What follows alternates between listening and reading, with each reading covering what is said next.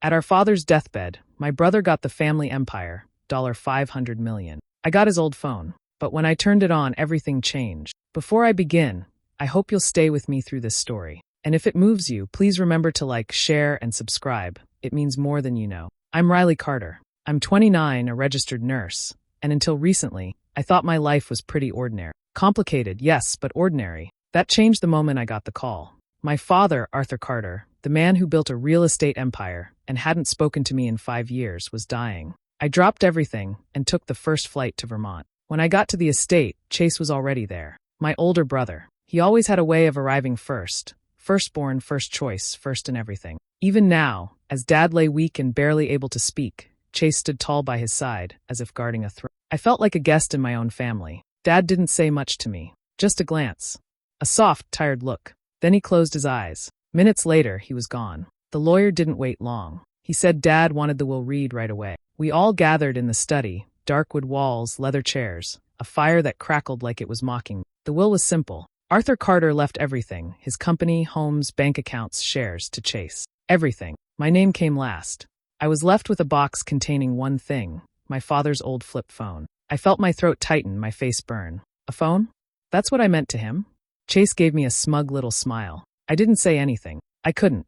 I took the box, nodded politely, and walked out before the tears came. Back at the small inn I was staying in, I pulled the phone out. It was heavy, scratched, clearly old. The battery was dead, but I found a charger in the bottom of the box. I plugged it in more out of boredom than curiosity. The screen lit up slowly, like it hadn't seen light in years. A simple menu. Contacts, messages, and one folder labeled voice memos. I clicked on it, expecting nothing, but there were files. Dozens of them, labeled only by dates. I pressed play on the oldest one. My father's voice came through, shaky and tired. He was crying. Riley, if you're hearing this, I don't know if I'll have the courage to say it in person. Chase, he's not who you think. What he did to your mother. I paused it. My heart was pounding. I stared at the phone like it might burn through my hand. That's when I realized this wasn't just a phone. It was a confession. I sat frozen on the edge of the hotel bed, staring at the phone in my hand. My father's voice still echoed in my ears, weak, broken, scared. The man who used to seem so powerful sounded like a ghost begging for forgiveness. I didn't know what to think. What did Chase do to our mother? I hadn't heard that voice in years. Not like that. I clicked on another file. Again, his voice came through, barely above a whisper. He said no one would believe me, but I see her every night. Riley, I tried to protect you both, but I failed. My breath caught. I remembered my mom's slow decline, the hospital visits, the confusing diagnosis, the way she slipped away over a few months with no clear answers. They said it was some rare autoimmune condition. But now, my father was suggesting something far darker. Something about Chase. I scrolled through the list of recordings. There were so many. Some had short timestamps, only a few seconds. Others were longer. All of them were marked only by dates. No titles. No descriptions. I didn't know where to begin, or if I even wanted to, but I knew one thing. I couldn't ignore it. Carefully, I took out my laptop. I had a cable in my bag that could connect to the old flip phone. Thankfully, it worked. I started transferring every file I could find, voice memos, photos, documents. I didn't know how long I had until Chase checked in on me, or worse, figured out what I had. As the files loaded onto my hard drive, I opened one of the images stored on the phone. It was blurry, but I could see my mother. She looked tired, thin. She was sitting in her favorite chair in the garden. I remembered that day. She had asked me to come visit, but I couldn't. I was swamped with exams. The guilt came back like a wave. I played one more voice memo. This one dated 2 weeks before Dad died. If I don't make it, it's because I tried to change the will. Chase found out. He's not the son I thought I raised. Riley, I'm sorry I didn't listen to your mother. I'm sorry I wasn't stronger. My heart was pounding. My palms were slick with sweat. Everything I thought I knew about my family, about my father's silence, my mother's death, even the way Chase always seemed to win, was starting to fall apart. This phone wasn't some forgotten keepsake. It was a trail of evidence. A part of me wanted to confront Chase right then, but I knew that was dangerous. He had already taken everything from me once. I wasn't going to let him do it again, so I backed up the files, every single one. I renamed them, organized them, hid them, because now I knew, and I was going to find out the whole truth. I sat up all night, staring at the laptop screen, headphones pressed tight to my ears. I couldn't stop. I kept clicking play, one memo after another. Each recording peeled back a layer I didn't know existed, and with every word my father spoke, I felt my stomach twist tighter. In one recording, he sounded completely broken, slurring his words, crying softly between sentences. Riley, I don't know how to say this. I should have stopped him, but I was weak. Your mother, she trusted me, and I let her down. My eyes welled up, but I didn't move. I couldn't. I watched her get sicker, he continued. I believed Chase when he said the doctors were handling it, but he chose the doctors. Paid them. I found out too late. I confronted him, and he told me to stay quiet. Said I'd lose everything if the press found out. Said I'd go to jail too. And maybe he was right. I couldn't believe what I was hearing. Chase didn't just manipulate people. He poisoned our mother? Slowly. Intentionally. The mother who used to read me bedtime stories, who sang while folding laundry, who used to sneak me extra cookies after dinner. She was warm and kind and gentle, and she died in pain. I paused the audio. My hands were shaking too much. All this time, I thought her death was just a cruel twist of fate, an illness no one could explain. But it wasn't fate. It was planned, controlled, covered up. I played another memo. This time, Dad's voice was quiet, almost a whisper. He told me to give him full control of the company, said it was the only way to protect the family name. I agreed. I didn't care anymore, not after what he did. But Riley, he said you were weak, that you wouldn't understand, that you'd just get in the way. That's why I didn't leave you anything. I thought, maybe if I gave you the phone, you'd find this one day. Maybe you'd do what I couldn't. My throat tightened. My own father had been too scared to speak the truth. And now, after all this time, he was handing it to me in bits and pieces, through old tear-soaked recording. It hit me then. This inheritance wasn't about money. It was about silence. Chase wanted me quiet. That's why he made sure I got nothing. No power. No reason to dig deeper. Just an old phone, like a final insult. But it wasn't an insult. It was a clue. A warning. A test. I leaned back in the chair, my chest rising and falling fast. My entire life had just been rewritten, and the villain wasn't some stranger. It was my own brother. I was never supposed to know the truth. But now that I did, I wasn't going to stop. No more silence. The morning after I heard the last voice memo, I couldn't sit still. My body felt like it was buzzing with something I couldn't name. Anger, fear, grief, all tangled together. I needed answers from someone who wasn't a ghost in a recording. Someone who had been there. So I picked up my phone and dialed a number I hadn't used in years. Helen, I said when she answered. There was a long pause. Then her voice came through, soft and cautious. Riley. Helen had been my godmother, my mom's closest friend since college. She used to visit all the time when I was little. After Mom died, Helen stopped coming around. I always thought it was just the distance, but now I wasn't so sure. I need to talk to you, I said. It's about my mom and dad. And Chase. Another pause. Where are you? Vermont. But I can come to you. She hesitated. I live up in Maine now. I don't want to get involved in anything, Riley. I took a breath. I have Dad's old phone. With recordings. Silence.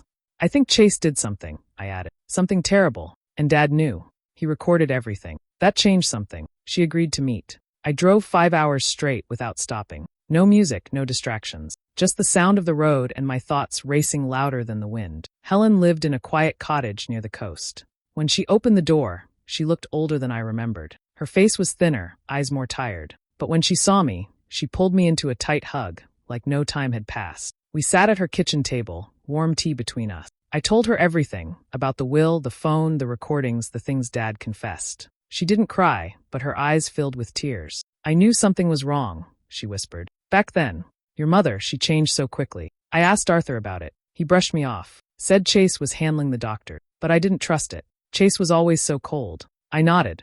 I knew that version of him too well. He was obsessed with the company, Helen continued. Even when we were younger, he talked about taking over. He wanted your father's approval so badly, but he didn't want to wait. He saw your mother as someone who slowed things down. She questioned his plans. She protected you. I felt my throat tighten. One night, she said, lowering her voice, I confronted him. I told him I'd go to the board if I found out he was hiding anything. And she looked away. He threatened me. Told me if I valued my peace, I'd keep quiet. My hands curled into fists. I didn't know what to do.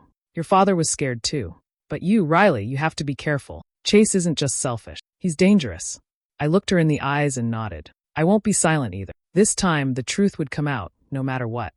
It was almost midnight when I finally forced myself to look through the last remaining folder on the phone. I had avoided it all day, too drained from talking to Helen and too afraid of what I might find. But deep down, I knew this folder, labeled Trust_Right, was important. Maybe the most important of all. I opened it slowly. Inside were several PDF files, all legal drafts. I scrolled through the first one and froze. Revised Carter Family Trust, Draft 3. My heart began to race. The document listed names, asset breakdowns, percentages. Chase was still there, but his share was smaller. The bulk of the estate, including company control, properties, and remaining liquid assets, was left to me. Dated just 6 months before my father died. I read every line, over and over, trying to be sure it wasn't a mistake. It wasn't. Arthur Carter had changed his mind. He wanted me to have the legacy, the company, the home, everything. He'd seen who Chase really was, and he'd tried to fix it. But something had stopped him. The file had a note at the bottom, to be signed at next board meeting, pending, never finalized. That meant it was still a draft. And if I hadn't found this, no one would have ever known. I sat back, stunned. My father hadn't ignored me. He hadn't abandoned me. He had tried to make it right. I should have felt relief, but all I felt was fury. That's when I noticed one last file. A voicemail, time-stamped just hours before his death. With shaking hands, I pressed play. Riley. His voice was barely above a whisper, almost like he was hiding from someone. If you're hearing this, your brother's not who you think he is. I was wrong. So wrong. I trusted him with too much. I thought he'd protect the family, but he only protects himself. I left you what I could. I'm sorry I didn't fight harder. Forgive me. I sat there in silence, tears running down my face.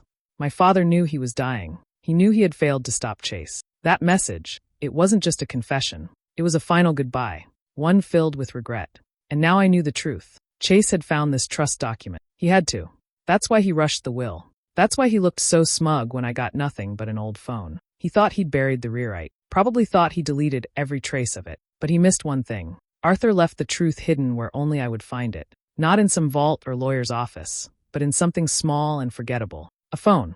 A relic. A last desperate lifeline to his daughter. I closed the laptop gently. Chase thought he'd won. But I wasn't just the girl with nothing anymore. Now I had the proof, and I wasn't going to let it stay buried. I drove back to the estate with a smile on my face and fire in my chest.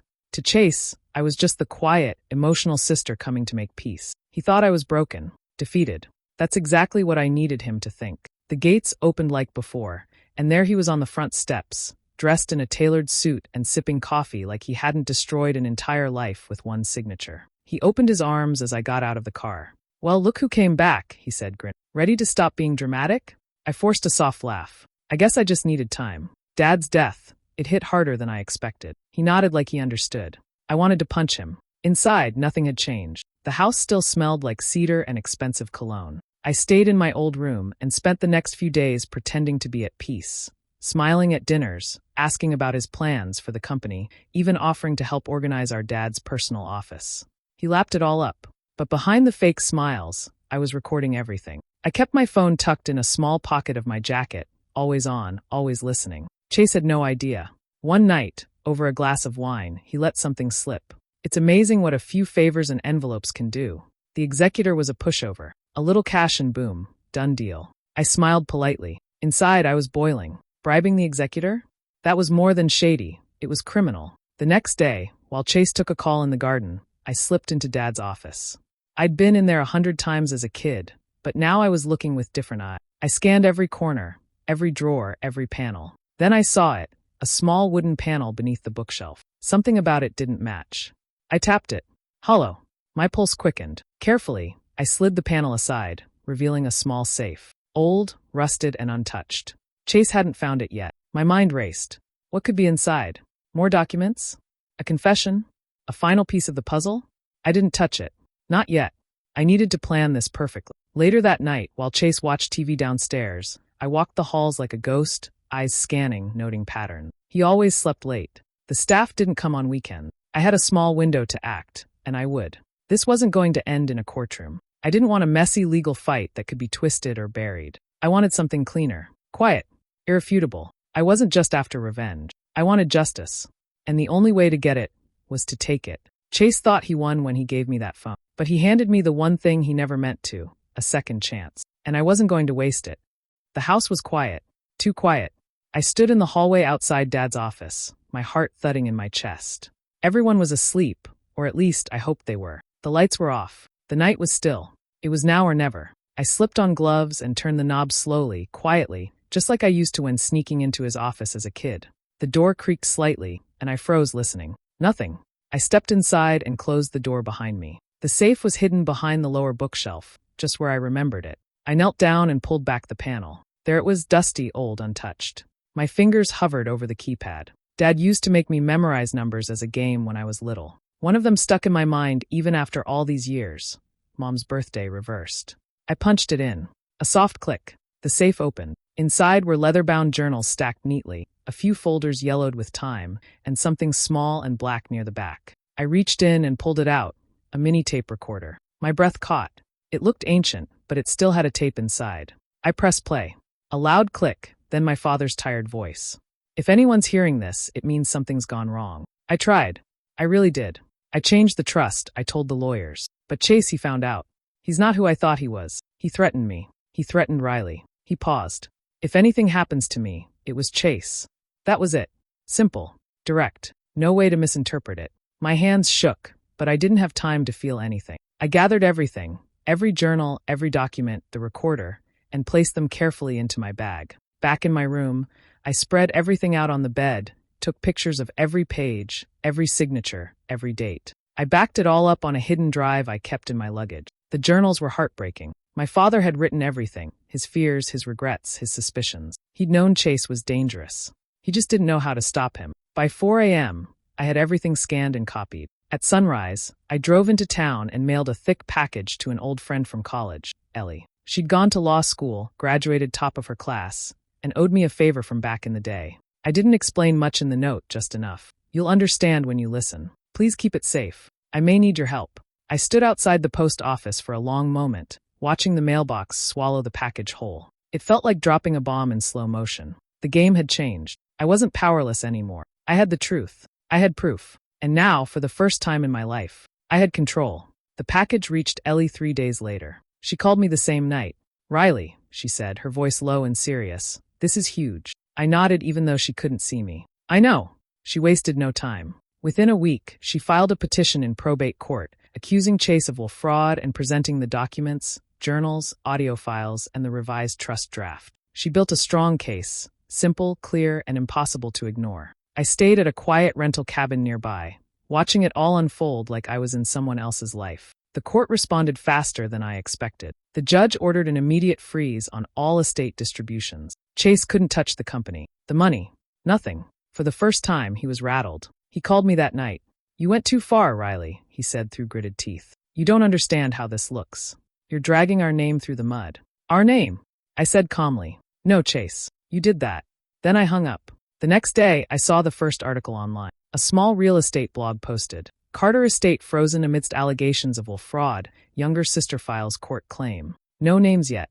But more were coming. I could feel it. Within days, it wasn't just blogs. It was local news. Then business outlets. People started whispering, questioning. Investors pulled back. Journalists reached out. I didn't answer a single one. I stayed quiet. No interviews. No comments. Let them talk. Let Chase squirm. A week later, his assistant, Jen, the same one who used to glare at me when I visited the office, emailed me. He's panicking, she wrote. He's offering settlements. Quiet ones. The next day, a courier dropped off a letter from Chase's legal team. Inside, an offer. $15 million to withdraw my case and walk away. No public statements. No court. Just silence. I stared at the number for a long time. It was enough to erase my student debt. Buy a house. Live comfortably for years. But it was blood money. A bribe dressed as a gift. I burned the letter in the cabin's fireplace. Later that night, Chase called again. He sounded desperate this time. Please, Riley. We can fix this. You'll get what you want. Just stop this. I didn't raise my voice. I didn't cry. I just said, what I want is justice. And you don't get to offer me that. He went quiet, then hung up. I sat back in the silence, staring at the flames in the fireplace. The fight was just beginning, but I wasn't scared anymore. He thought I was chasing money. He never understood that what I really wanted was the truth to be louder than his lies.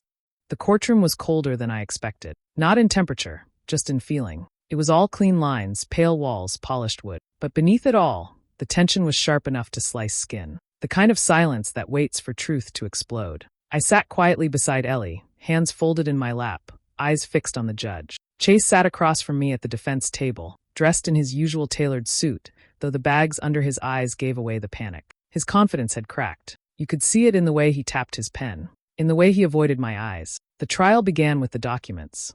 Ellie presented the revised trust draft first, dated, time-stamped, and linked to my father's own handwritten notes. Then came the journals, each entry building a timeline of fear, guilt, and finally, intent. She played the voice recordings next. Dad's voice filled the courtroom like a ghost, calm and weary, naming names, revealing secrets. The room stayed quiet as the last memo played. If anything happens to me, it was Chase. You could feel the shift in the air. The jury's posture straightened. The judge's expression changed. Then came Helen. She stood in her simple gray dress, hands folded, voice trembling just a little. She told them everything, how she suspected Chase, how she warned Arthur, how Chase threatened her. I thought silence was safety, she said softly, but silence only gave him more power. Next was Jen, Chase's former assistant. She hesitated at first, but under oath the truth poured out. He told me to get rid of the documents, she said. Said they were drafts, said the board didn't need to see them. I shredded them because I was afraid of losing my job. And the executor? Ellie asked. He paid him off. I saw the transfers. Chase's lawyer tried to object, tried to twist words. But nothing worked. The evidence was too much. The truth was too loud. Chase didn't speak. Not once. He just sat there, jaw tight, fists clenched. When the judge asked if he wanted to testify, he shook his head. The verdict came faster than anyone expected. Guilty of fraud, perjury, obstruction of justice. The bailiff walked over and placed handcuffs on his wrists. I didn't cheer. I didn't cry. I didn't even blink. Chase looked at me once as they led him away. Just once. Like he still couldn't believe this was happening. I stood, nodded to Ellie, and walked out of that courtroom without saying a word. Outside, the sun hit my face for the first time in days. I took a breath, a deep one. Not because I was happy, not because I'd won, but because, for the first time in my life, I wasn't carrying someone else's silence anymore. Chase's lies had finally collapsed. And all I had to do now was walk forward. 3 months after the trial, the final ruling came through. The court officially transferred control of the Carter estate to me. Everything Chase stole, every property, every stock, every account, was returned under my name. But instead of feeling victorious, I felt quiet. Numb, almost. Like all the noise had finally stopped, and I was left standing in the silence. I didn't celebrate. There was no party, no victory speech. I didn't want any of it, not really. Not the company, not the power, not the money that came with so much pain. The first thing I did was sign the paperwork to dissolve Carter Enterprises. The lawyers thought I was insane. Are you sure? One asked. It's a billion-dollar brand. I'm sure, I said. Next, I transferred half of my inheritance, every cent, into a trust fund for cancer research in my mother's name. I didn't want her death to end with whispers and tragedy. I wanted it to save lives. Then, I disappeared. No press. No statements. No interviews. I packed my things and moved to a quiet cabin deep in the Adirondack. One road in, one road out. No neighbors. No questions. I turned off my phone and tossed it in a drawer. No emails. No news. Just quiet. I slept with the windows open. I cooked simple food. I read books I never finished. I took long walks. Sometimes I'd wake up at 4 a.m. and just sit outside under the stars, wondering how my life had turned into something so heavy and yet now felt so weightless. Peace, I realized, wasn't loud. It was still. And for the first time, I finally had it. Months passed. Then came my mother's birthday. I baked her favorite, chocolate cake with raspberry frosting, and set it on the table with a single candle. I whispered, "Happy birthday, Mom," into the quiet room and let the memory of her fill the air. Then, on impulse, I pulled out the old flip phone. It was dusty. I hadn't touched it since the trial. But something inside me said, just once more. I charged it, powered it on, and scrolled through the folders one last time. And there it was, a single unheard file, tucked deep in a subfolder. No label, no date, just there. I pressed play. My father's voice came through, soft and warm. "If you're hearing this, it means you made it through. I know I didn't leave things the way I should have, but I want you to know, I always loved you. Your mother did too. She was proud of you. She used to say, Riley's going to grow into her own light someday. And you did." I sat still, tears slipping down my cheeks. "One more thing," he added. "Live free, Riley. Don't carry us forever." Then silence. I stared at the phone, the candle still flickering beside me. That was the inheritance I never expected. Not the money, not the estate, but the peace to finally let go. What would you have done if you were in Riley's place? Walked away like she did, or stayed and rebuilt what was left? I'm really curious to hear your thoughts, so drop a comment below. And if you enjoy powerful stories like this one, make sure to hit that subscribe button and turn on the notification bell so you never miss what comes next.